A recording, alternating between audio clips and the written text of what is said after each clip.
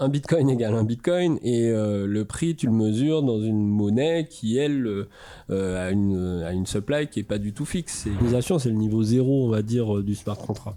C'est très simple. C'est d'ailleurs si tu veux porter Cross the Ages et tes tokens Cross the Ages sur bitcoin aujourd'hui, tu le fais en une après-midi. C'est pas compliqué en fait.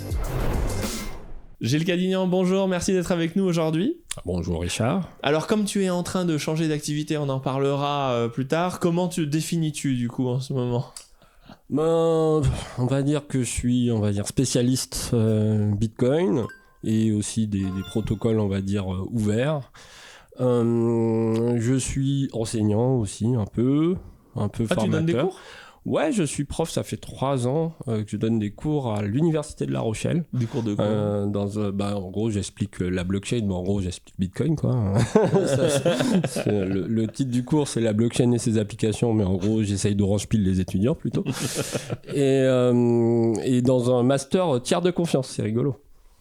Voilà, ouais, il y a un master à La Rochelle, tiers de confiance, c'est un peu technologie, où en gros, t'as des gens qui vont devenir, alors DPO, je sais pas si tu vois ce que c'est DPO, mais c'est tous ceux qui s'occupent du RGPD ou tout ce qui, voilà, c'est un peu, c'est un mix entre du droit et de la tech. Et les gars, ils vont travailler dans tout ce que t'aimes pas, quoi. Alors oui et non, en fait, c'est vrai que c'est un peu la compliance, c'est un peu contradictoire parce que je leur explique comment leur métier va plus servir à rien. mais c'est intéressant parce qu'il y a vraiment des élèves qui sont à la fois passionnés par le droit et la tech et du coup sont très heureux d'entendre des vrais cas d'usage en fait de la technologie parce que tu me connais hein, moi j'ai un discours un peu on va dire différent de on va dire tout ce qu'on trouve parmi les formateurs en général, donc j'essaye de les ramener à la réalité, de leur dire vraiment que la blockchain, il n'y a pas beaucoup d'usages, il y a l'argent et la preuve en gros et qu'après il y a beaucoup de cas d'usage test, mais qui vont arriver à maturité beaucoup plus tard. Donc je leur explique tout ça et je leur explique aussi qu'il va falloir qu'ils s'y mettent parce que leur métier à eux, il va devoir s'adapter à tout ça. Ça va couper, chérie. Voilà. Voilà. Et du coup, je voulais te lancer sur un sujet, c'est le halving, parce que j'ai commis une vidéo où j'explique que le halving c'est du bullshit aujourd'hui et que c'est un événement complètement prévisible et dans des marchés bien arbitrés. En bourse typiquement il y a un petit peu ce genre de phénomène, c'est quand tu détaches les dividendes, tu vois, tu as une société, elle vaut 80 puis tu dis je donne 5 de dividendes aux gens, donc au moment où tu détaches le dividende, tac, l'action passe à 75 pour de vrai, parce que tu as enlevé 5 que tu as envoyé. Et jamais de la vie vous verrez une action totale qui décroche le jour où on envoie les dividendes aux actionnaires, parce que ce qui a compté, c'est quand on a annoncé les résultats bien avant, genre 6 mois avant. Et là, oui, là, il y a des hausses parce que c'est la nouvelle. Il y a une information qui n'était pas connue. Mais le détachement des dividendes, on s'en fout. Donc, c'est lissé. Dès l'instant que la nouvelle est là, ça bouge, c'est ça qui bouge. Donc, le halving, quand je sais qu'en 2047, je vais passer de temps à temps, c'est pricé dans des marchés arbitrés.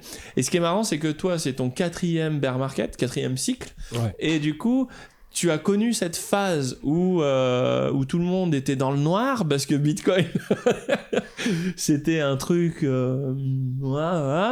et aujourd'hui où le bébé il pèse 600 milliards quoi. Et comment tu vois le halving toi ? Alors il y a une chose avec les années qu'on remarque, c'est que plus on avance et plus il y a de halving en fait, plus c'est un sujet en fait. Alors que ça devrait être un peu l'inverse et que le premier halving était un événement, mais à l'époque Bitcoin valait rien, donc c'était quoi, 2012 je crois le premier halving. Et ça tu l'as vu ? Non, moi je suis arrivé juste après 2013. Ah ouais. Et du coup l'idée c'est que ce halving en fait tu l'as rappelé, il est complètement prévisible et prévu notamment par les mineurs, notamment par le marché en fait. Et donc les gens ne devraient pas en attendre grand chose.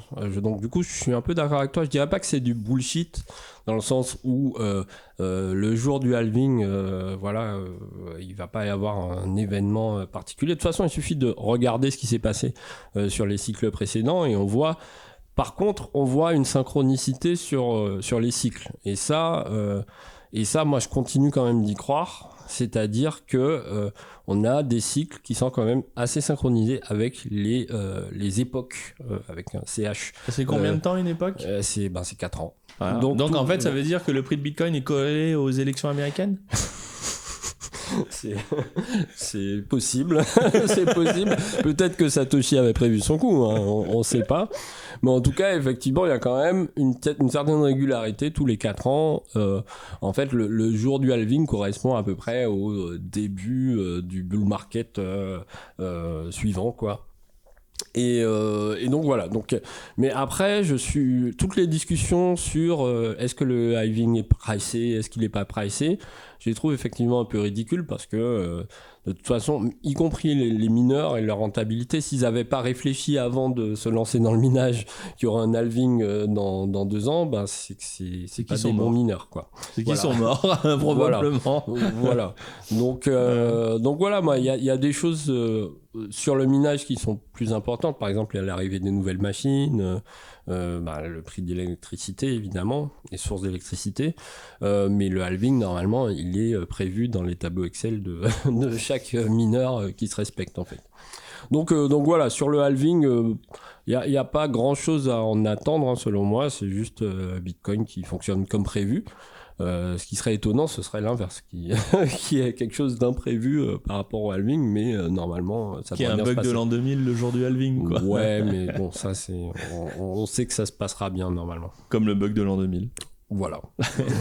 Et par contre, ce qui est intéressant, c'est que si on se dit, le halving, pourquoi justement il y a des bull run, il y a des bull market, tu vois, enfin, qu'est-ce qui fait que on a Pour moi, c'est assez simple. Hein, en gros, si le halving bof, pourquoi il y aurait un bull market dans bientôt ou pas loin, enfin, tu vois, dans l'avenir? Pour moi, c'est très simple. C'est l'offre et la demande. Hein. C'est le fait que Bitcoin ait une politique monétaire limitée, qui est que 21 millions. Enfin, je veux dire, c'est un peu ça qui drive le prix. Mais encore une fois, le prix, je vais pas dire que ça m'intéresse pas, mais le prix, un bitcoin égale un bitcoin, et le prix, tu le mesures dans une monnaie qui, elle, a une supply qui est pas du tout fixe et qui est expansionniste. Donc, est-ce que l'échelle qui est le prix, elle est pas d'une certaine façon cassée, quoi?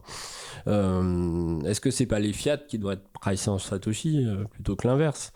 Donc voilà, on n'y est pas encore. Les gens attendent toujours les 100K, ils ont toujours les laser eyes.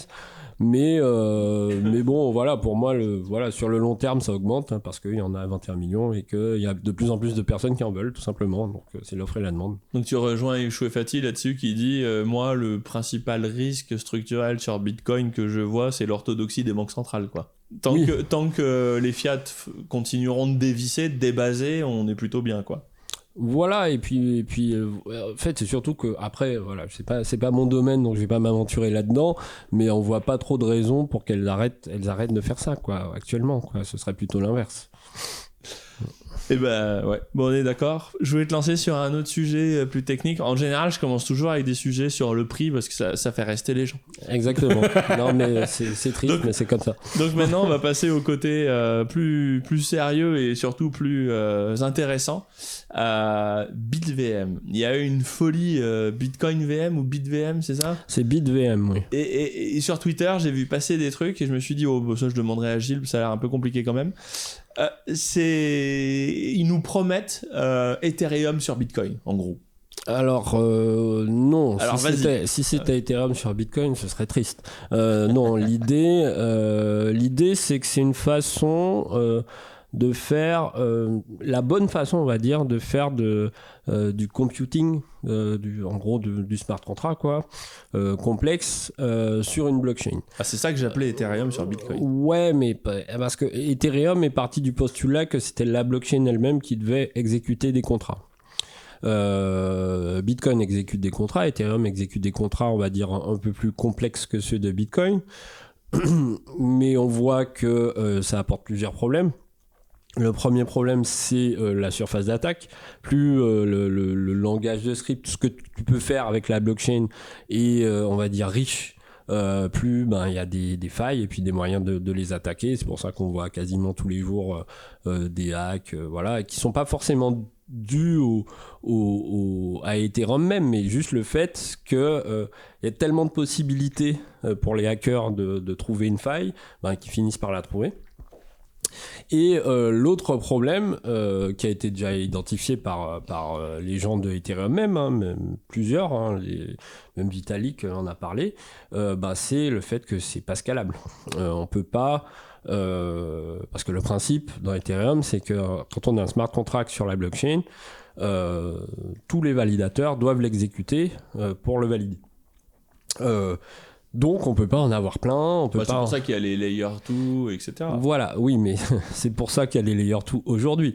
Mais je me souviens, j'étais là en 2015 quand on nous expliquait que justement Ethereum ce serait l'ordinateur, le world computer, et que il n'y avait pas de question de layer 2 à l'époque. En fait, et j'expliquais ça aussi dans une autre interview récemment, c'est que si au final on sait que les smart contracts ne scalent pas sur le layer 1 et qu'il faut un layer 2 pour les exécuter, à quoi ça servait d'avoir des smart contracts sur le layer 1 ? Ça permettait d'essayer des trucs au début. Oui, tout à fait, mais essayer des trucs, c'est pas comme ça qu'on construit un protocole globalement. Donc c'est comme ça qu'on fait une start-up, il y a pas de souci. Mais c'est un peu le problème. Donc du coup, aujourd'hui, même dans le monde Ethereum, on sait que la seule façon d'arriver à faire quelque chose d'utilisable par le grand public, de scalable, c'est d'utiliser des layers 2. Aujourd'hui, est-ce qu'il y a des layers 2 pour ça ? Pour moi, non, parce que à chaque fois, c'est des entreprises, des services centralisés qui gèrent ces fameux layers 2. On peut parler de Starkware, Immutable. Voilà, ou même Polygon, ou ce qu'on veut. À chaque fois, c'est des services opérés par une boîte. Et c'est pas des protocoles permissionless. Pour moi, des vrais layers 2 dans les blockchains, il n'y en a pas beaucoup. Il y a Lightning, pour moi, parce que Lightning, c'est un protocole avec des specs, il y a plusieurs entreprises qui ont leur implémentation de référence, voilà. Mais après, des vrais protocoles de layer 2, on attend encore ça. Après, Lightning, c'est attaquable quand même. Ah non, mais que tout est attaquable. Non, mais sérieusement, c'est-à-dire que si Lightning passait à l'échelle, on avait discuté au BART les rares fois où j'y suis allé, le problème P égale NP sur Lightning, tu m'as dit réveille-moi quand c'est un problème, mais en vrai, théoriquement, c'est un vrai problème d'attaque assez simple, où tu attaques le nœud principal et après tu as des problèmes de routage, tu bloques le réseau assez facilement. Il faut savoir que le Lightning a le mérite d'être là, de fonctionner très bien, et aussi le mérite d'avoir des développeurs qui sont très conscients de tous les axes d'amélioration. Récemment, on a eu Antoine Riard qui a divulgué une vulnérabilité. Ça a fait aussi beaucoup de bruit récemment. Et en fait, c'est work in progress. C'est-à-dire que moi, j'utilise Lightning très souvent. Au tout début, en 2019, on va dire, quand j'utilisais Lightning, même si ça date même d'avant, j'avais 2 transactions sur 10 qui foiraient. Maintenant, c'est 1 sur 100, quoi. Donc, ça s'améliore, en fait, avec le temps. Et on aura des solutions pour... Moi, j'ai foi, en fait, dans l'amélioration de Lightning. Et j'ai foi aussi dans le fait qu'on aura d'autres layers 2. C'est-à-dire moi, je mettrais pas 50 000 balles sur Lightning. Mais c'est pas fait pour ça. Voilà. Mais même en dehors de ça, tu vois, en termes de sécurité. Alors, oui et non, parce que Lightning, ça reste quand même le Bitcoin. C'est-à-dire que c'est des transactions Bitcoin. C'est sécurisé par des transactions Bitcoin, des HTLC dans la chaîne Layer 1. Donc, c'est quand même très sécurisé. C'est-à-dire que même s'il y a des vecteurs d'attaque, et on en découvre, ça reste des attaques très compliquées à mettre en œuvre, où il faut être dans le réseau, observer, enfin c'est des choses, voilà, c'est pas à la portée de tout le monde, c'est pas à la portée de n'importe quel script qui va regarder un smart contract et qui va hacker un pool de liquidité par exemple. Donc Non, je pense que Lightning, c'est pas fait pour mettre 50 000 euros de toute façon, puisque Lightning, à la base, c'est fait pour les micro-paiements. C'est fait pour les micro-paiements, même si aujourd'hui il n'y a plus de limite de montant sur Lightning. On peut faire un paiement de 1 Bitcoin sur Lightning si on veut. Ouais, là, on va manger au resto, oui, je paye pour tout le monde, tu m'envoies des sats, il n'y a pas de problème, tu vois, c'est facile. Ça marche. Donc moi j'ai foi quand même dans Lightning en fait en vrai layer 2, et puis on voit qu'il y a d'autres layer 2 qui sont non seulement en cours de développement, et puis sûrement d'autres qui vont arriver, et puis même des layer 3, des choses au-dessus de Lightning ou autre en fait. Donc moi j'estime que c'est un vrai layer 2 qui est en cours lui aussi, alors pas vraiment moins que le layer 1, mais en cours de dosification presque, parce que en fait on arrive quand même à avoir quelque chose d'assez solide qui fonctionne et qui est de plus en plus utilisé, hein. Il y a des chiffres qui montrent que ces 2 dernières années l'adoption de Lightning elle a fait x10, donc c'est quand même encourageant. Voilà.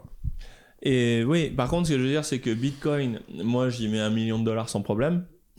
Lightning, non. En termes de sécurité, en termes d'usage, non. Mais en termes de sécurité. Mais ça veut dire quoi, tu y mets $1 million? Parce qu'en fait, Lightning, c'est pas un token. C'est un protocole de transport. Oui. Donc, tu vas utiliser Lightning pour envoyer de l'argent. Donc, tu vas pas y mettre $1 million.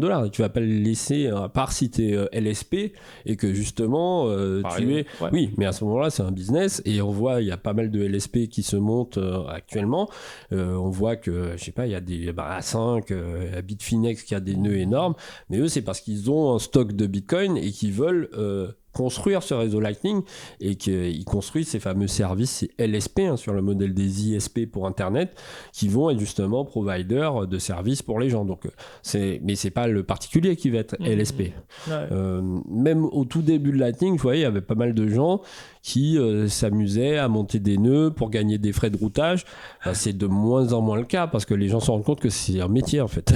Gérer la liquidité, non mais même c'est du travail à plein temps quoi. C'est quelque chose, il faut surveiller le truc, il faut ouvrir, fermer des channels. C'est quand même du boulot. Donc aujourd'hui, il y en a encore qui font ça, des particuliers qui font ça pour le routage, mais il y en a quand même de moins en moins. Ça se professionnalise un peu. Un peu comme le mining à l'époque sur Bitcoin. Pour en revenir à BitVM, quels sont... parce qu'à la base, on disait que les L2 aujourd'hui, il n'y a rien de vraiment satisfaisant, même si Lightning est au-dessus du panier. Mais comment ça marche BitVM dans les grands principes? Parce qu'on est... Ouais, alors si j'avais 8 ans. Le principe, c'est exactement... les discussions que Grégory Maxwell avait avec Vitalik en 2015, quand il lui expliquait que les smart contracts sur la blockchain ça pouvait pas marcher, et il lui disait que la seule façon pour que ça marche c'était d'exécuter le contrat off-chain et de prouver l'exécution du contrat sur la chaîne.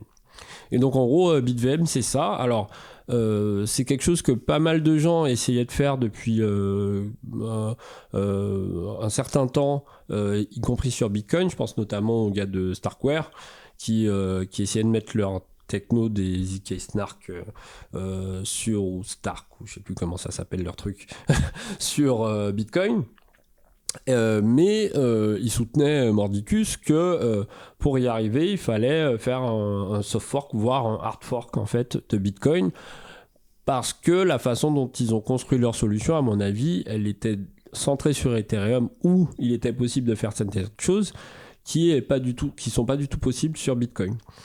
Et donc il y a eu ce papier qui est arrivé de la part de Zerolink, je crois que c'est la boîte, qui d'ailleurs bosse avec Starkware sur certains points. C'est une boîte indépendante, mais je crois qu'elle est un peu financée par Starkware d'ailleurs, et qui est arrivé avec ce papier qui démontre que c'est possible d'exécuter un contrat avec une complexité infinie, enfin... Voilà, il y a des chiffres, mais en tout cas très complexes, sans modifier le code de Bitcoin. Et donc c'est ça, c'est le papier, c'est BitVM qui explique comment on pourra, donc là sur le papier ça explique un contrat bipartite, donc avec deux parties, où voilà, il y a un prover, il y a un exécuteur, et un peu comme sur le modèle de Starknet, mais sans modifier le layer 1 de Bitcoin. Parce qu'il y a un autre modèle aussi, je sais plus comment, Parachain ou un truc comme ça, enfin, où tu sais, tu viens ancrer des bitcoins sur le réseau secondaire et ensuite tu viens. C'est les drive chains. Les voilà. drive chains, oui, le drive chain. Et c'est quoi la différence entre, enfin, pas la différence technique, mais dans le principe, qu'est-ce qui fait que BitVM c'est plus sécure que drive chain? C'est pas exactement la même chose. Dans drive chain, en fait, l'idée c'est de faire une side chain. Donc potentiellement avec d'autres règles. Mais c'est une blockchain en fait qui est ancrée dans Bitcoin. Là, on parle juste d'exécution de programme en fait. On n'est pas du tout dans une création de chaîne. On est vraiment dans du smart contract quoi. Donc avec DriveChain, on pourrait très bien créer son propre shitcoin lié à la blockchain Bitcoin. Voilà, qui fait plein d'autres choses, y compris des smart contracts, y compris des choses. Mais là, sur BitVM, on parle vraiment de sécuriser l'exécution d'un programme en fait. Donc c'est vraiment que de ça, c'est ça le sujet. Et s'il n'y a pas de Bitcoin qui circule dans BitVM? Alors si, entre les deux parties, le fameux contrat là en fait, si l'exécutant ne fait pas ce qu'il est censé faire, il est puni. Donc tu lock en fait du Bitcoin, il est puni avec une somme que l'autre récupère. Voilà. Donc en gros c'est la façon c'est ça qui fait le netting?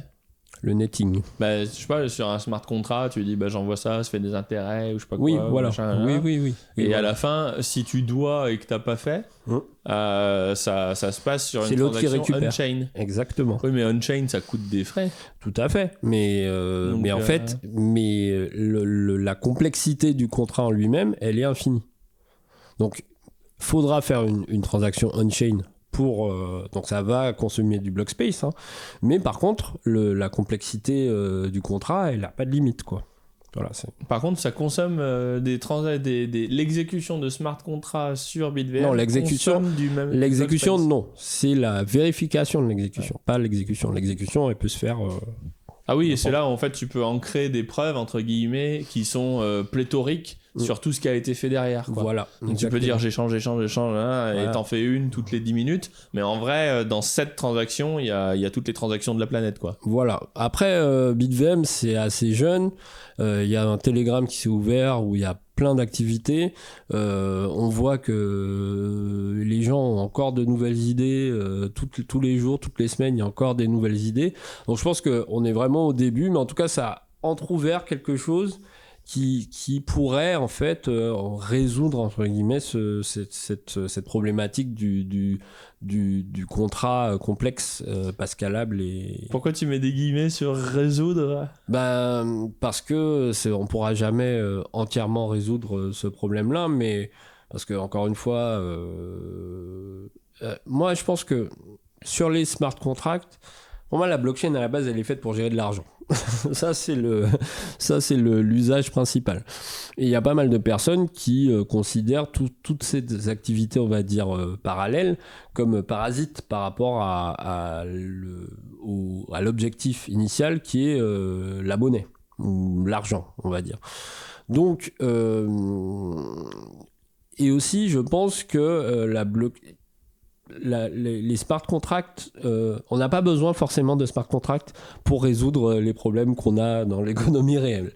On a besoin d'un internet de la valeur, on a besoin de pouvoir échanger de la valeur librement sans censure, mais on n'a pas forcément besoin de blockchain pour faire, on a parlé plusieurs fois, par exemple de la tokenisation ou ce genre de choses. Ah si, on a besoin, pour écraser les coûts mon cher. Alors oui, je sais pas si tu as vu récemment, il y a eu aussi le Taproot Asset là, qui est sorti de chez Lightning Labs, qui est un protocole de tokenisation sur Lightning. Donc là, c'est très intéressant. D'ailleurs, donc voilà, tu peux imaginer, je dis n'importe quoi, mais du stablecoin sur Lightning, quoi. Donc t'imagines un peu... Ça peut être très pratique quoi, d'avoir un settlement instantané envoyé pour 0 frais de l'USD ou de l'euro sur Lightning. de l'USD tokenisé. Par exemple. Et c'est pour ça tout à l'heure que je parlais d'$1 million, mais je pensais au StableSat de Nicolas. Oui. Mais l'idée, c'est de dire si sur Lightning, si j'avais un réseau aussi sécurisé que sur Bitcoin, je pourrais mettre $1 million sur mon channel. Et même si globalement, c'est pas pour envoyer, mais c'est pour dire quand je veux du stable, hop, je passe en stable sur Lightning et je reviens en Bitcoin quand je veux reprendre la volatilité. Mais ça, typiquement aujourd'hui, moi, je le ferais pas avec $1 million sur Lightning, tu vois. Oui, effectivement. Mais sur ce sujet-là, il y a plein de projets intéressants qui encore, on est aux prémices. Hein, c'est-à-dire, je pense qu'il faudra encore quelques années pour que ce soit à peu près utilisable de façon sereine. Notamment tout ce qui concerne les DLC. Il y a des sociétés comme Atomic Finance ou 10-10-1 qui font des stablecoins algorithmiques basés sur des DLC qui sont des discrete lot contracts. Donc c'est quelque chose qui a été rendu possible par Taproot. Et ça, c'est très prometteur aussi pour vraiment avoir un stablecoin sans contrepartie aucune, basé sur un marché de contrats, voilà, des gens qui sont longs, qui sont short. Tout ça de façon 100% décentralisée. Donc c'est aussi en train d'arriver, mais par contre c'est jeune, quoi. On n'y est pas, parce que si tu parles de StableSat, t'as besoin d'une plateforme derrière OKEx, OKEx, mais tu peux brancher la plateforme que tu veux, c'est open source en fait.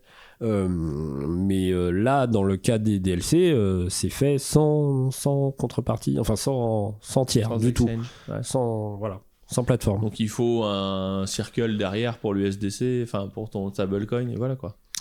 Alors oui, on va dire que il faut un tiers de confiance pour que le token représente bien la valeur de ce qu'il représente. Actuellement, mais avec justement ce qu'ils sont en train de développer ces gens-là, non. Mais vraiment. Comment tu stabilises l'idée, c'est que tu as un marché à côté avec des gens qui sont longs, qui sont short, avec des contrats aussi, et c'est sur ça que tu vas baser ton stablecoin. Ah, d'accord. Ouais, voilà. Alors après, ça, c'est des options. Oui. Et les options, il y a un coût. C'est-à-dire que le gars qui veut son stablecoin, si le marché est long, il y aura un coût. Et donc c'est un stablecoin qui coûte cher, enfin qui va coûter.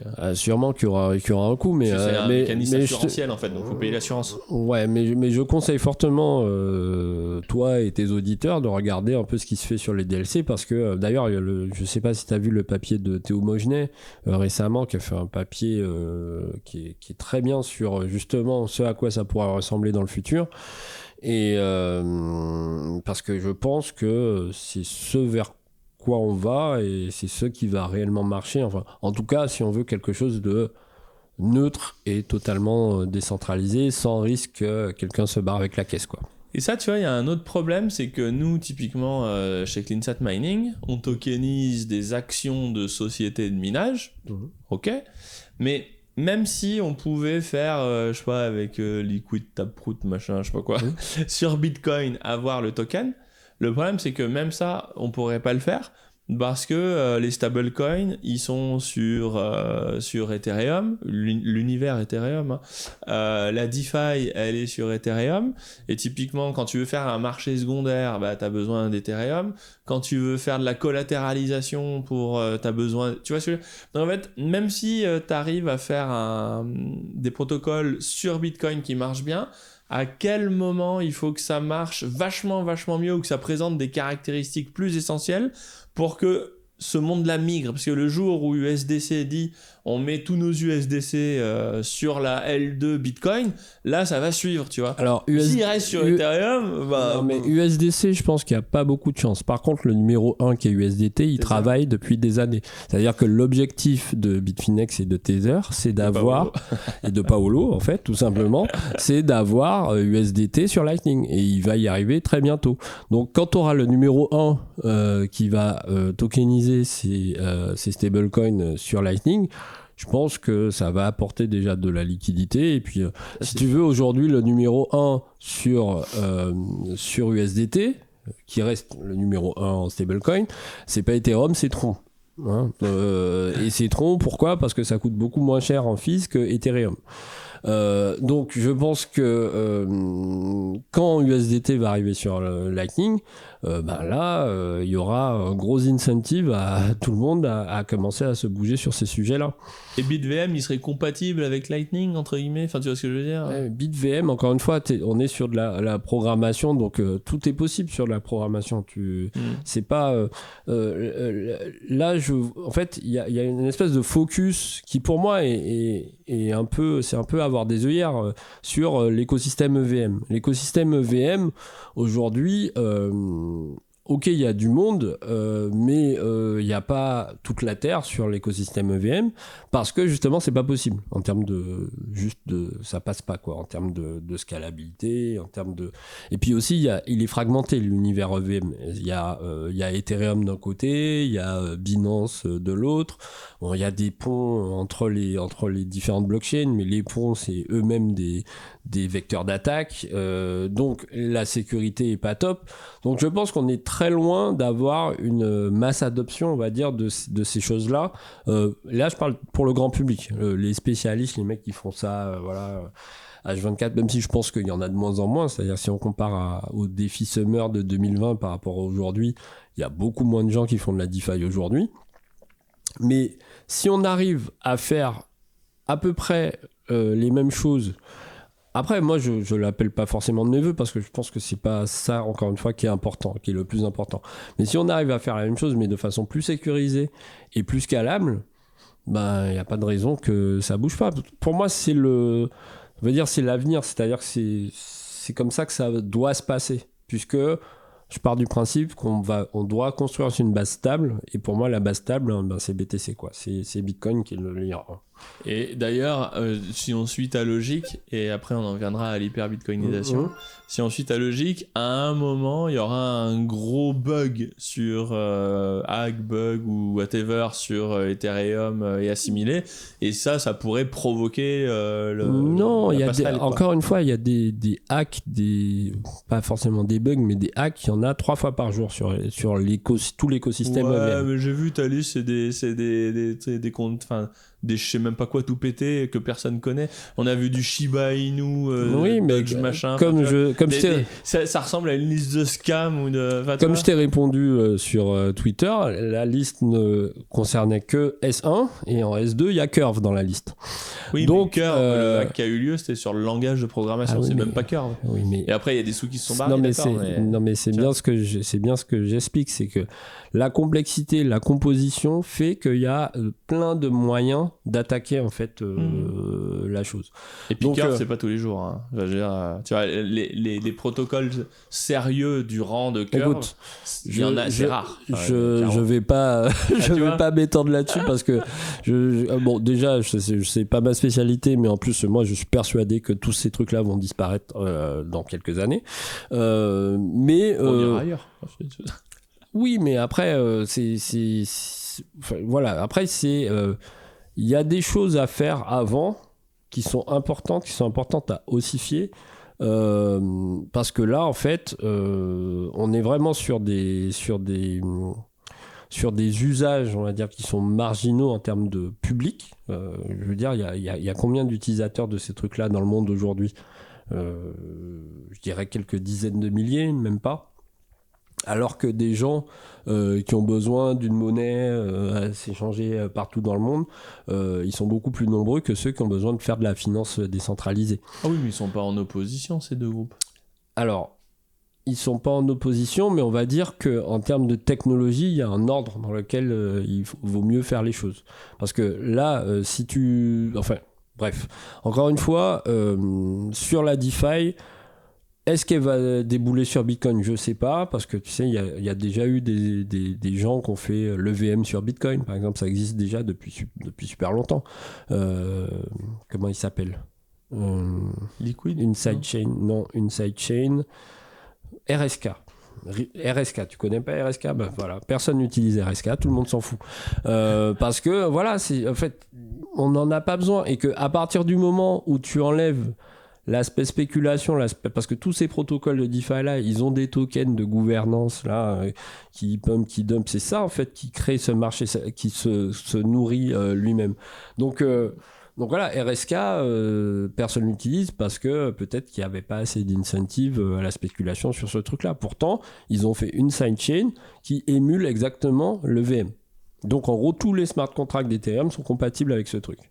Sauf qu'ils avaient même lancé la DeFi sur RSK, sauf que voilà, personne n'utilise ce truc. Et pourquoi ? Ouais, je l'ai expliqué parce que ça, en gros, c'est pas, je pense que l'écosystème en fait de la finance décentralisée, il s'auto-nourrit en fait. C'est une espèce je vais dire de système qui, notamment par les systèmes de tokens et de tokens de gouvernance, en fait, tu as toute une spéculation en fait qui va avec. Donc, si tu as la même technologie mais sur Bitcoin, mais que tu n'as pas tout cet aspect spéculatif et les tokens qui vont avec, ça n'intéresse personne. Mais tu me dis que tu peux très bien avoir des tokens sur RSK sur RSK, je sais pas, oui, sûrement, puisqu'ils ont fait l'EVM. Sauf que RSK, c'était une boîte qui a fait ce truc, et que du coup, il fallait qu'ils rebootent tout l'écosystème sur leur sidechain. Oui, c'est pour ça que ça n'a pas marché, c'est parce que les gens ne se sont pas donné la peine de changer, quoi. Oui, voilà. Mais et du coup, attends, t'es en train de me dire qu'il y a déjà des smart contracts sur Bitcoin ? Mais il y en a, en fait, des smart contracts. Non, mais des smart contracts EVM, hein, pas. Ah, mais oui, il y en a. Parce que c'est quoi l'apport de BitVM par rapport à RSK ? Mais parce que là, en fait, toi, tu raisonnes toujours dans un monde EVM. BitVM, c'est pas l'EVM. C'est beaucoup mieux que l'EVM, en vrai, dans les possibilités. C'est comme si tu avais une EVM, mais sans limite, en fait. Voilà. Donc c'est un autre paradigme en fait. C'est totalement différent. C'est pour ça que je te dis. RSK, t'as quand même des frais de transaction. RSK, ça a repris exactement le même design qui pour moi n'est pas bon de l'EVM. Donc voilà. Et par contre, comment c'est ancré sur Bitcoin ? C'est une sidechain. Alors il y a plusieurs mécanismes pour faire des sidechains. Hein. Tu connais Liquid. RSK, je sais pas trop comment ça marche, mais il y a sûrement du merge mining, des trucs un peu bizarres. Mais en tout cas, c'est une sidechain de Bitcoin qui existe depuis genre 2017, quoi, 18 même. Donc voilà. Donc ça existe déjà, mais pour moi, le but, c'est pas de répliquer ce qu'il y a sur Ethereum et de le mettre dans Bitcoin. Non, c'est build un truc solide, nouveau, avec un nouveau design et durable. Plus que scalable, durable, c'est-à-dire qu'on va pas le casser et le recommencer comme on fait sur d'autres chaînes comme Ethereum, Solana ou whatever, ou Avax ou je ne sais quelle autre blockchain. Voilà. Et du coup, on en vient à l'hyper-bitcoinisation justement, parce que on en parlait juste avant. C'est quoi pour toi un Bitcoin maximaliste ? Parce que moi, d'un point de vue monétaire et financier, la définition du maximalisme, c'est quelqu'un qui dit de toute façon il y a besoin que d'une monnaie qui soit bonne et après on peut bazarder toutes les autres et cette monnaie c'est Bitcoin, fermez le banc quoi. Tu vois, c'est le endgame du maximalisme, c'est Bitcoin partout pour tous et rien d'autre, voilà, parce que ça suffit. Mais on a été venu à une autre définition justement de l'hyper-bitcoinisation et du maximalisme qui est plus technologique. Oui, d'ailleurs, c'est ma vision du maximalisme. D'ailleurs, il n'y a pas un maximalisme, hein, il y en a plein. Il y a les Saif Dynamus, et puis il y a les mecs comme moi, ou les mecs comme... Donc Saif Dynamus, c'est ce que je viens de raconter, quoi. C'est Bitcoin pour tout le monde et partout, en tout temps. C'est l'économiste, il a la vision autrichienne, monétaire de Bitcoin. Moi, même si je suis assez sensible à tout cet aspect-là aussi, parce que je pense qu'effectivement, Bitcoin en monnaie, ça peut faire sens. Mais moi, je pense surtout Bitcoin, le protocole, et qu'on peut avoir une forme d'hyper-bitcoinisation qui soit pas... Bitcoin est la monnaie mondiale que tout le monde utilise pour acheter sa baguette. Voilà, le dollar a disparu, même si je pense que ça peut arriver, mais ça mettra plus de temps que les gens pensent. Mais moi, je pense que Bitcoin, on peut arriver à une sorte d'hyper-bitcoinisation quand tout le monde utilisera Bitcoin sans le savoir pour le transfert de valeur, y compris le transfert de fiat. Donc moi, je pense que ce qui a le plus de chances d'arriver à court terme, et quand je dis court terme, c'est 10 ans. Hein. c'est parce que la time préférence sur Bitcoin, c'est un court terme de Bitcoiner. C'est un court terme de Bitcoiner. Sur 10 ans, on peut imaginer que tout transfert de n'importe quoi de valeur, tant que c'est numérique, utilisera la couche de transport de valeur qui est Bitcoin. Exactement comme on l'a eu pour Internet. C'est-à-dire que même si on s'envoie des euros, on s'envoie du dollar, on s'envoie du yen, on aura beaucoup plus d'avantages techniques à utiliser Bitcoin pour transporter cette valeur d'un point A à un point B que de passer par les 12 intermédiaires qu'on a actuellement. Et donc, pour moi, il y en a littéralement 12, hein, c'est pas une blague. Oui, non, mais voilà. C'est pas 3 ou 4, hein, c'est si du genre... moi, je suis en Bretagne et je vais envoyer des euros qui se transforment en yens à un japonais, il y a combien de... Par carte bleue. Là, il y a les 12. Voilà. Alors que là, on peut très bien arriver à avoir des systèmes qui réduisent de façon drastique le nombre de... Je dis pas qu'il y en aura 0. Hein. Il y en a sûrement peut-être 3 au lieu de 12. Mais il y a des gros avantages compétitifs techniques qu'explorent déjà certaines sociétés. On peut parler de Lightspark, par exemple, qui fait beaucoup parler avec l'ancien président de PayPal et aussi de Libra, hein, qui est devenu Bitcoin maximaliste depuis. Ça, c'est assez rigolo. Depuis qu'il s'est fait violer par les régulateurs. Ouais, mais bon, voilà, il y a des interviews de lui récemment qui sont assez intéressantes. Je t'invite à les regarder.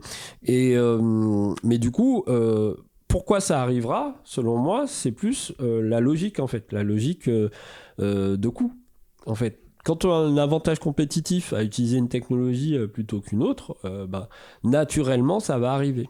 Et donc, je pense que, bon, évidemment, il y a encore de la R&D, il y a encore du développement pour que tout ça arrive, mais je pense que c'est ça qui va se passer, et que derrière, tout le monde, y compris les banques, y compris Visa, y compris Mastercard, vont se transformer en layer 4 sur Lightning. Qui est un layer 2, tu vois. donc layer 5, tu vois.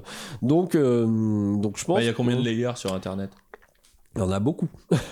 C'est combien ? T'as une idée ? Je sais pas. T'as IP, ensuite t'as le transport, ensuite t'as HTTP. Ça dépend de quel Internet tu parles, mais le web, bon voilà quoi. Donc là, il y en a au moins 3 ou 4 quoi déjà. Oui, donc c'est pas du tout impossible qu'on ait des L4 sur Bitcoin. Ah mais non seulement c'est pas impossible, mais c'est probable, c'est même sûr en fait. Et donc c'est probable aussi que sur ce L4, tu sois pas au courant que c'est des Satoshi qui bougent en bas en fait. Et moi, je pense que cette hyper-bitcoinisation-là va arriver avant l'hyper-bitcoinisation monétaire. Mais je pense aussi que, logiquement, l'hyper-bitcoinisation monétaire pourrait arriver. Après, pas tout de suite, quoi. Là, c'est pas 10 ans, quoi. Parce qu'il faudrait que les gens se rendent compte que le fiat est un scam. Mais... Et ça n'arrivera pas. Mais... Peut-être. Et je vais le prouver. Non, c'est peut-être. Mais voilà, mais c'est une discussion qu'on avait avant. Et ça, pour moi, c'est une grande incompréhension de la part de certains maximalistes. Où les monnaies fiat sont des monnaies à preuve d'enjeu. Et l'or ou le bitcoin sont des monnaies à preuve de travail. Et qu'en réalité, ce sont deux composantes du système monétaire et elles ne sont pas apparues par hasard, les monnaies fiat. Typiquement, dans un endroit où on n'a pas accès à l'or, où on n'a pas accès à Bitcoin parce que pour plein de raisons, eh ben on est bien content de se faire notre petite fiat entre nous pour pouvoir avoir un registre portable qui permet de savoir où on en est. Quoi, ça, je suis d'accord, sauf qu'il y en aura de moins en moins d'endroits où tu n'auras pas accès à Bitcoin. Parce que Bitcoin est tellement supérieur à l'or en termes de transport et en termes de qu'est-ce qu'il faut pour s'en servir. En gros, il te faut un téléphone avec un SMS, ça suffit aujourd'hui. Hein, donc ça veut dire que littéralement, tout le monde peut avoir accès au réseau, contrairement à l'or, par exemple. La grosse différence entre les fiat et l'or, c'est que les fiat, on peut faire de l'emprunt en créant des fiat, et ça, c'est super important. Parce que économiquement, si on est un petit groupe, tu vois, et puis toi, tu lèves la main en disant j'ai une super idée, mais on est tous pauvres, tu vois, et ben, on crée de la monnaie. En disant, bah allez hop Gilles, vas-y, go Gilles, fais-nous rêver. Et derrière, cette monnaie, on la détruit. Et ça s'appelle préempter la valeur future que tu vas créer. Et ça, on peut pas le faire avec un système or ou Bitcoin, parce qu'on peut pas créer des Bitcoins de rien. Voilà, Donc, on rentre dans les débats entre Autrichiens et Keynésiens. Non, c'est pas les Keynésiens. Ah non, pitié, me parle pas de Keynes. Ah non, mais tout ce que je dis, c'est que c'est pas trop mon sujet et que en gros, ça, alors peut-être que tu as raison. La création monétaire, je veux dire, ça a un vrai rôle dans un système économique et financier qui est complémentaire à celui d'une monnaie en preuve de valeur qui, elle, est là justement pour servir d'exit aux personnes qui se disent non, là les gars ils vont trop loin, on reverra jamais le pognon. Et du coup tu te couvres, tu te back en Bitcoin en fait. Parce que c'est une preuve de... Dans tous les cas, je pense que les deux vont coexister longtemps. Ah bah oui, ça y a pas de problème. Ça c'est sûr que je pense pas que le fiat disparaîtra de mon vivant. Par contre, avec l'hyper-bitcoinisation technologique que tu décris, ce qui est assez marrant, c'est que moi quand j'entends ça, je me dis bah on pourrait concevoir des MNBC sur Bitcoin. Non mais tout à fait. Ça marcherait très bien. En fait, moi mon idée c'est que c'est même pas des MNBC, même du fiat en fait. Ouais, même c'est du fiat, le... les MNBC. Non mais d'ailleurs ce sera non mais exactement le système comme on a actuel où c'est les banques, c'est l'emprunt qui crée la monnaie quoi. On peut très bien imaginer un système à la différence près en fait. On pourrait imaginer un Bitcoin standard quoi, un étalon Bitcoin. La différence avec l'étalon or étant que l'étalon Bitcoin serait auditable par tous. C'est-à-dire qu'on pourrait avoir différentes fiat compétitives avec différentes politiques monétaires en compétition et toutes auditables, y compris sur leurs résultats. C'est-à-dire que... Ah oui, donc c'est pas un étalon Bitcoin, c'est juste que tu augmentes la transparence. Exactement. Et parce qu'aujourd'hui, c'est tout sauf transparent, t'es d'accord avec moi. Donc là, les citoyens ils vont choisir en fait le système monétaire qui leur convient le mieux et ils pourront effectivement mesurer avec certitude de l'efficacité de ce... Moi, c'est ça que j'imagine. Et que du coup... j'ai une phrase que j'aime beaucoup, c'est que c'est pas les États qui vont réguler Bitcoin, c'est Bitcoin qui va réguler les États. Et ce sera le juge, on va dire, de paix. Et la grosse différence, encore une fois, c'est l'audit, pour moi. Oui, du genre... et en plus, c'est même pas une quantité de Bitcoin dans les coffres, comme l'or. C'est vraiment de dire, dès l'instant que les données sont on-chain, si la banque centrale dit ou ne dit pas « j'imprime tant de mon fiat », ça se verra. Voilà, ce sera visible, c'est ça. Oui, mais et aussi, à un moment, il faudra bien rattacher cette monnaie fiat à de la vraie valeur. Donc il faudra... Pourquoi à un moment donné, pourquoi les banques centrales ont autant de stocks d'or alors ? Justement, c'est une question très intéressante. Je sais pas du tout dit que les États-Unis en ont autant qu'ils le disent. Et par contre, c'est même à peu près certain que les pays d'Asie en ont beaucoup moins que ce qu'elles disent. Mais ça, parce qu'il y a elles ont des actions aussi. Hein ? Elles ont des actions aussi. C'est de la valeur aussi. Oui. Non, mais ce que je veux dire, c'est que il y a forcé, même si évidemment on n'est plus sur un étalon de quoi que ce soit, à un moment, les politiques monétaires elles seront quand même obligées de se rattacher à une valeur réelle. Non. Pourquoi ? Ça me choque pas, moi, s'il n'y a pas d'or à la Banque de France. Alors, mais de l'or ou autre chose, en fait. Ou des actions, mais... Tu vois ce que je veux dire. Ouais. C'est que, et je pense d'ailleurs que dans un système de compétition, les politiques monétaires qui seront rattachées à de la vraie valeur auront plus de succès que celles qui ne le sont pas.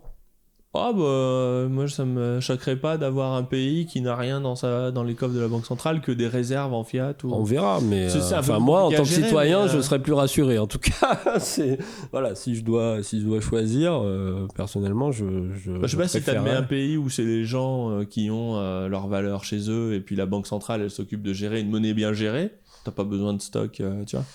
En fait, c'est marrant parce que l'or dans les coffres, c'est avant tout un principe du faites-nous confiance parce que vous comprenez pas ce qu'on fait, quoi. Mais c'est pas ça une monnaie. Tu regardes par exemple la Banque nationale suisse, ce qui est assez génial, c'est que les Suisses sont pas très portés sur la dette, tu vois. Ils aiment bien quand les comptes tombent pile à la fin de l'année, mais t'as besoin d'un marché obligataire pour gérer ton économie. T'as par exemple le taux d'intérêt, la quantité d'argent, ça joue sur le taux de change, ça joue sur le niveau de croissance, etc. Donc t'as besoin d'un marché obligataire. Mais un marché obligataire, ça veut dire que t'as fait de la dette. Les Suisses, ils aiment pas la dette. Enfin, tu vois, de base, tu dis, non. Donc ce que fait la BNS, que je trouve brillant, en fait, ils vendent du franc suisse, donc ils émettent de la dette, Et avec l'argent qu'ils récoltent, les dollars, les euros, je sais pas quoi, les trucs, et ben ils achètent de l'or, des actions et plein de choses. Mais en fait, c'est la contre-valeur de leur marché obligataire. Et du coup, leur marché obligataire leur coûte rien, voire leur rapporte même plus. Parce que la BNS, elle sert des dividendes au canton. Mais tu vois, t'as pas d'or dans les coffres pour justifier de la valeur du franc suisse. C'est une contre-valeur de ton marché obligataire. Parce que t'as pas envie de t'endetter. Et toi, t'es à zéro, entre guillemets. Pour les mêmes raisons, tu pourrais très bien avoir du Bitcoin. Ouais, carrément. Mais parmi d'autres trucs, quoi. Oui, voilà.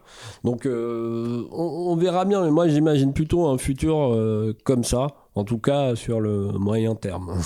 Si le court terme, c'est 10 ans, tu imagines le moyen terme. Et même donc, les MNBC, c'est rigolo, parce que les monnaies numériques de banque centrale, on pourrait très bien les mettre sur des L4. Sur Bitcoin. Oui, mais après, bon, les MNBC, c'est un autre sujet. Moi, j'ai du mal à voir à quoi ça sert, personnellement, les MNBC. Mais en tout cas, pour le citoyen, pour moi. À titre personnel, moi, ça me sert à rien du tout. Si, toi, ça te servirait à pas avoir d'euros bancaires. C'est-à-dire que si tu as un euro de la banque centrale... C'est pas du tout le but des MNBC tel qu'affiché par les banques centrales, en tout cas. Non, mais tu dis en tant que citoyen, à quoi ça me servirait ? Mais, tu vois, si je faisais une MNBC en Suisse, je dirais, au moins, vous avez vos euros, vos francs suisses directement à la BNS, sans passer par le Crédit Suisse. Et moi, je serais plutôt pour... Parce que la BNS... Oui, mais pour moi, tu remplaces un banquier par un autre banquier, en fait. Alors, tu as peut-être plus confiance dans le banquier central que le... Voilà. Oui, parce qu'il est sous le contrôle de la démocratie. Au final, ça reste un banquier aussi, quoi. C'est une monnaie dette, hein, donc évidemment. Oui, je sais pas si Christine Lagarde, je lui fais plus confiance que la Société Générale. J'ai dit la BNS. Oui. Voilà, mais dans mon cas, ce sera une MNBC de Christine Lagarde. Tu vois, donc on va pas comparer les comptes de Zurich avec les comment ils appellent les petits hommes gris de la BCE. Quoi. Voilà. C'est pas... Donc du coup, toi, qu'est-ce que tu vois qu'est-ce qui t'enthousiasme à venir sur Bitcoin ? Moi, je pense qu'on est vraiment... Il y a un timing, là, c'est-à-dire que là, on va rentrer dans une phase... On voit, on parle beaucoup de BlackRock, de tout ça, un timing, en fait, où Bitcoin et on va dire les protocoles ouverts, d'une manière générale, il y aura à nouveau le spotlight dessus. Les gens vont s'y intéresser, et comme on a eu l'historique avant des autres cycles, on voit que la foule totale qui va s'intéresser à Bitcoin, elle va être, pour moi, on va dire la moitié de la planète ne va plus ignorer Bitcoin au prochain cycle. Au moins la moitié, quoi. Si au cycle d'avant c'était le 10e, on va dire, là ça va être la moitié. Parce que je pense les plus gros gestionnaires commencent à s'y intéresser, les entreprises s'y intéressent, et là d'ailleurs mon actualité, c'est que j'ai fondé une société de conseil dont l'objectif c'est d'aider les entreprises à adopter ces nouveaux protocoles-là pour répondre à des cas d'usage très concrets et résoudre des problématiques très concrètes, que ce soit de transfert d'argent à l'international, on a vu que les 12 intermédiaires là, ou en gestion de trésor, ou même comme je faisais avec Wallet, ou je fais toujours d'ailleurs en confiance numérique. Donc à chaque fois on a Bitcoin et les autres protocoles basés sur Bitcoin ou pas d'ailleurs, je pense notamment aux protocoles comme Nostr que j'aime beaucoup, hein, on parle beaucoup de censure actuellement, est-ce qu'on le projet européen là qui veut censurer Twitter, donc voilà, tous ces protocoles là, il y aura une espèce de coup de projecteur dessus, et moi je pense que l'année prochaine on va arriver au moment où c'est les entreprises qui vont participer à l'adoption. Internet, c'est les entreprises qui ont vraiment lancé le truc. Les BlackBerry, c'était en entreprise que tu avais ton BlackBerry. Donc là, je pense qu'on y est. Tout le monde va vouloir son site web. Tout le monde va vouloir une partie de sa trésorerie en Bitcoin. Tout le monde va vouloir être exposé à Bitcoin. Et qu'est-ce qu'on fait quand c'est BlackRock qui détient 5 millions de BTC dans son ETF ? En tout cas, ils n'auront pas les miens. Donc, ils peuvent essayer d'aller acheter ceux des autres. Mais à la limite, c'est pas grave. Hein. Moi, j'aime bien cette expression qui dit Bitcoin is for enemies. Ça veut dire que Bitcoin est pour tout le monde, y compris pour les gens que t'aimes pas. Et c'est ça qui est bien, Bitcoin est neutre. Bitcoin, c'est pour les gentils et les méchants. Voilà. C'est pour tout le monde.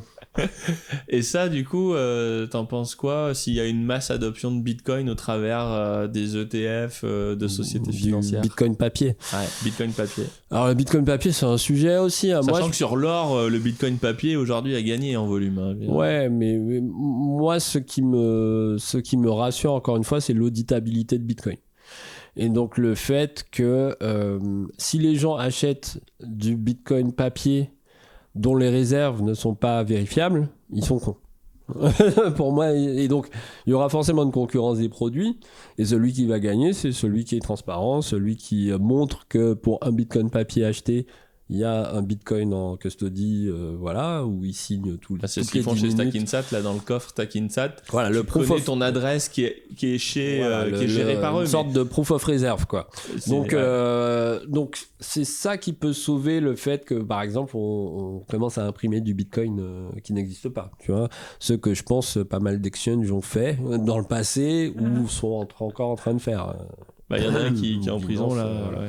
Donc voilà. Donc pour moi, c'est clairement, ça excite un peu tous les financiers.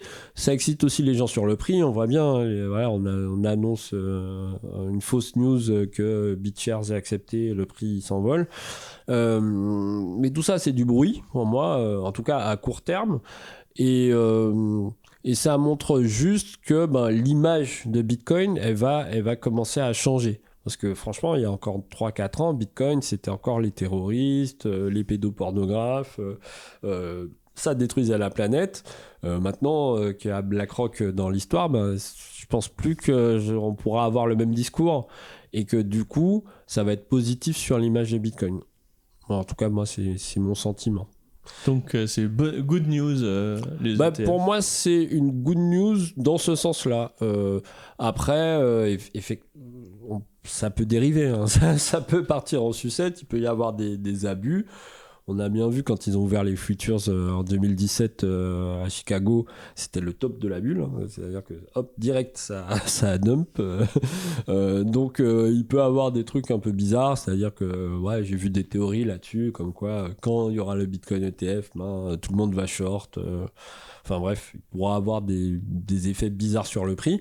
Mais encore une fois, pour moi, le prix court terme, c'est une variable qui, sur le long terme, va en tout cas, même si BlackRock contrôlait 20 millions de bitcoins sur 21, ça ne le choquerait pas, quoi. Je pense pas que ce serait possible. Parce que c'est l'or, il va pas vendre les siens.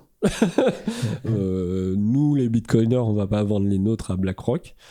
Donc, mais après, est-ce que BlackRock a 90% du supply monétaire du monde? Je crois pas. Ils ont quoi? 2%?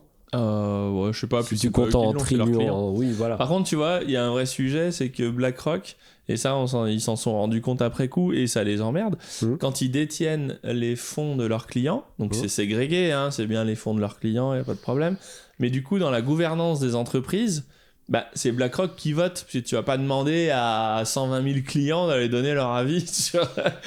et du coup, ils se sont retrouvés avec un pouvoir de gouvernance dans les entreprises que les gars avaient pas spécialement souhaité en plus. Enfin, moi, c'est la rançon de la gloire un peu. Ouais, c'est ça. Et du coup, ils se sont mis à mettre des critères green, etc., pour histoire de pas trop passer pour des salauds, quoi, tu vois. Mais en fait, eux... Ils se sont fait condamner là récemment parce qu'ils avaient oublié de déclarer des investissements dans le jeu ou je sais pas quoi, un truc qui était pas très cher. Mais quand tu pèses la taille de BlackRock, tu sais que tu vas je crois que la bande c'était 2,5 millions, donc bon. C'était rien pour eux. C'est ça, t'es forcément condamné quand tu gères 5 000 milliards. Oui. C'est pas possible de... Voilà, même en étant un saint, tu vois. Non, mais ce qui est pratique avec Bitcoin, c'est que... 5 000 milliards à Jésus, il se fait condamner de temps en temps, tu vois. Parce que voilà, c'est compliqué la finance et la réglementation l'est encore plus. Mais sur Bitcoin, il n'y aura pas ce problème. Il n'y a pas de vote. Voilà. Contrôler 20 millions de Bitcoin, ça change pas la valeur du protocole, quoi. Non, mais ils ont intérêt à bien s'équiper en termes de custody. Alors justement, ce sera intéressant de voir comment est gérée la custody de tous ces trucs-là.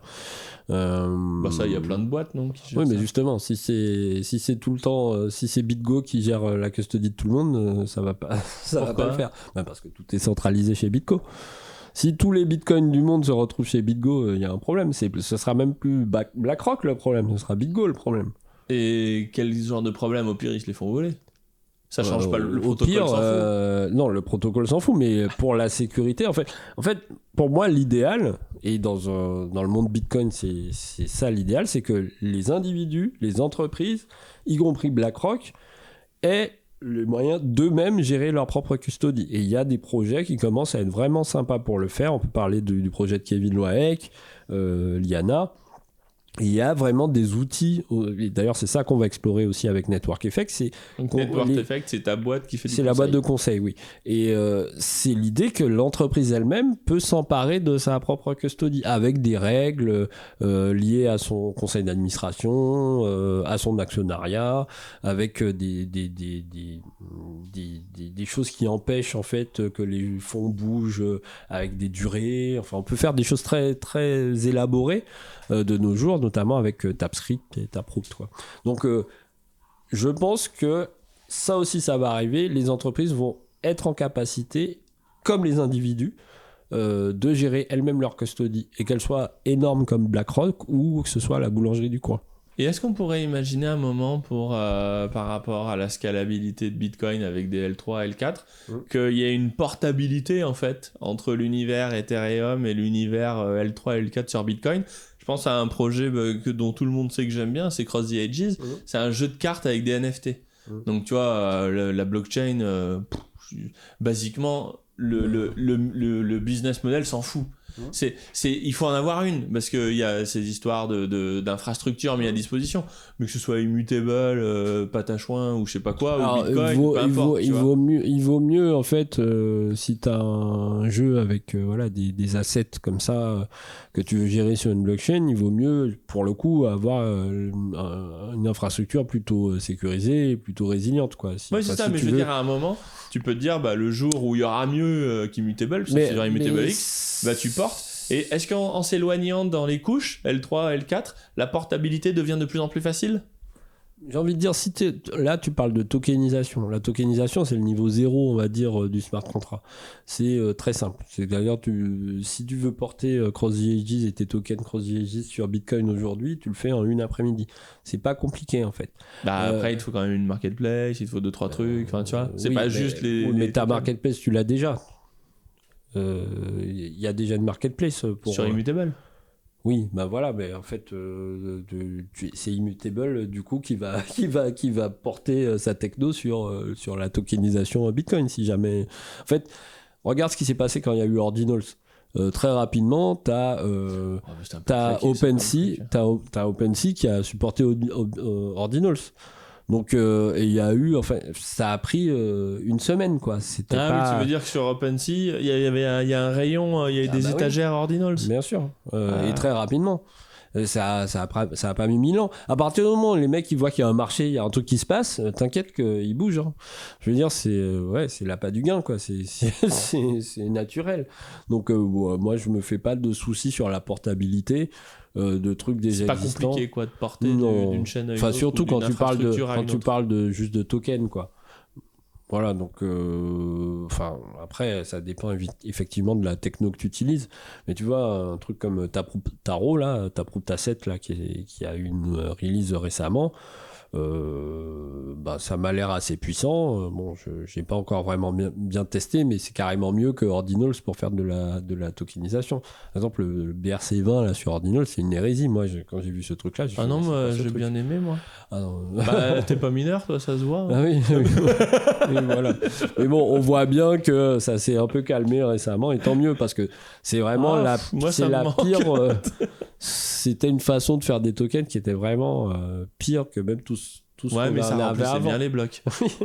Oui, super.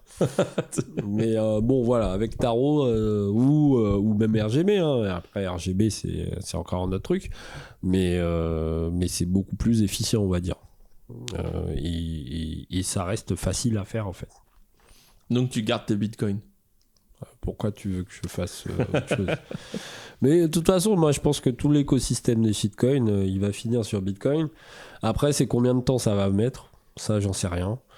Il y a aussi une question aussi de marché. Je pense que si si le prix des tokens continue à saigner contre Bitcoin, ben, ça va peut-être accélérer le truc. Après, on sait qu'il y a des cycles hein, dans les bull market, il y a des shitcoins qui pump and dump. Mais bon, moi je pense que tu sais, à chaque cycle, tu sais, le top 5 il varie, hein. Il change. Ouais, bien sûr. Les 2 cycles précédents, c'était Ripple, hein, numéro 2. Hein. Ouais, tout ça c'était pas stable, on est d'accord. Donc, d'ailleurs, Ripple, c'est celui qui s'en sort le mieux, mine de rien. Ah oui, avec le temps, il a une espèce d'endurance que je. On comprend pas trop respecte. pourquoi, mais. Non, mais c'est parce qu'ils sont pétés de thunes maintenant, à force de vendre du Ripple sur le retail tous les jours. Non, mais c'est incroyable, XRP. Bah ouais. Parce que Ripple n'est pas XRP, hein, on est bien d'accord. Oui, non, mais XRP, c'est le, on va dire que c'est le moyen de subsistance de Ripple. Voilà. Ah non, ils tirent pas d'argent d'XRP. Ils en envoient pour maintenir le prix. Ça tient pas tout seul, ce truc. Je me suis jamais renseigné. Il y a un truc, et tout le monde est au courant d'ailleurs, ils dumpent tous les mois, toutes les semaines, ils dumpent du XRP sur tout le monde non-stop en fait. Bah oui, mais dans ce cas, ça tiendrait pas 6 ans leur truc. Enfin... C'est plus que 6 ans. C'est plus que 6 ans Ripple. XRP c'est plus que 6 ans. Enfin bref, donc bah, tu vas te renseigner, tu verras. Moi je pense que XRP c'est quand même le moyen principal de subsistance de Ripple Labs, parce que après voilà, je vais avoir toute la XRP Army qui va me descendre sur Twitter, mais après les projets qu'ils font avec les banques et tout ça, c'est du pipeau quoi. Enfin, même là sur la MNDC, la monnaie de banque centrale européenne, ils ont un peu évoqué Ripple, ils ont dit oui, un truc comme Ripple, et tout le monde a dit oh, ils vont utiliser Ripple, voilà, tu connais la XRP. Après, moi ce que j'ai entendu surtout, et ce que je crois en avoir compris, c'est que oui, il y a des projets qui sont pas forcément boiteux entre Ripple et les banques, mais le problème c'est que c'est des POC, c'est pas de la prod, c'est des proof of concept. Oui, mais enfin qui sont pas forcément idiots, mais le problème c'est qu'ils utilisent pas le XRP. Oui, bah, parce que chaque projet veut son propre token pour je sais pas quoi. Donc je vois pas le lien en fait entre l'engouement qu'il pourrait y avoir pour Ripple et le lien qu'il y a avec le XRP en fait. C'est ça que j'ai pas compris. Moi non plus. Et donc, si quelqu'un connaît un de ces quatre qui faudra que tu invites un membre général de la XRP Army pour qu'il t'explique tout ça. Je suis sûr qu'il y en aura plein qui seraient contents de le faire. Voilà. Et ouais, donc toi tu gardes tes bitcoins et au final qu'est-ce que alors je garde mes bitcoins, non, je les utilise en fait. Moi au début, dans mes premiers instants de maximalisme, on va dire vers 2017, j'étais vraiment dans l'équipe c'est très con de dépenser ses bitcoins. Parce que les rares fois où j'en avais dépensé, j'avais acheté un nom de domaine à 0,2 BTC pour un an, un nom de domaine pourri que j'ai jamais utilisé, un t-shirt à 10 millions de Satoshi, enfin bref, tu regrettes toujours de dépenser les bitcoins. Mais ces derniers temps, en fait, je suis passé un peu dans l'état d'esprit inverse, où me dire, si bitcoin c'est de l'argent, il faut l'utiliser. Et en fait, l'important, c'est que dans le mois, comme l'argent, t'en gagnes plus que t'en dépenses, en fait, tout simplement. Donc voilà, donc je stack, mais je dépense aussi. Bon, souvent en Lightning, des petits trucs, je dépense pas beaucoup, peut-être 150 € dans le mois, mais je suis content d'utiliser le réseau pour ce pourquoi il est fait, en fait. Surtout depuis qu'il y a Lightning, où on peut vraiment, tu peux rembourser des potes, faire des... Oui, j'avoue que c'est assez cool, donc, ça. T'as ton petit Phoenix Wallet, là, et boum boum. Ah bah oui, mais donc moi, plus ça va, je dis, il faut utiliser Bitcoin, il faut dépenser ses Bitcoins, et encore mieux, il faut gagner des Bitcoins. Ça, c'est vraiment le Graal, quoi. Avoir son salaire en Bitcoin, c'est le rêve de tout maximaliste. Merci beaucoup, Gilles. C'est moi. Merci de m'avoir reçu, encore une fois. Toujours un plaisir. Et Network Effect. Networkeffect.fr. Salut.